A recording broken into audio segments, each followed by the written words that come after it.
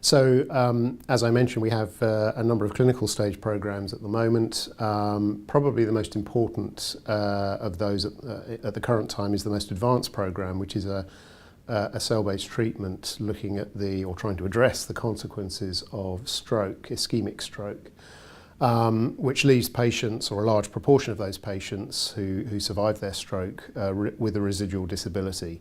So we have a treatment that's looking to alleviate the effects of that disability, primarily in terms of reducing the motor deficits, the inability to move that typically you see in these patients, and typically down one side of the body. So that treatment's currently in a phase 2 study to examine the efficacy or potential efficacy of that treatment.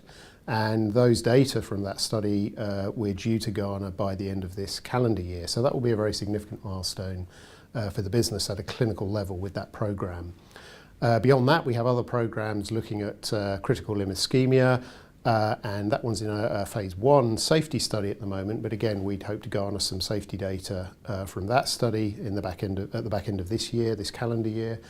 And importantly, we started our first study in the US earlier this year in retinitis pigmentosa. That's a phase 1/2 study, so a combined safety and then efficacy study, and that will take a little longer to read out. We're hoping to garner safety data from that study in the first half of next year, 2017, and then all being well, efficacy data in the second half of next year. So quite a lot going on.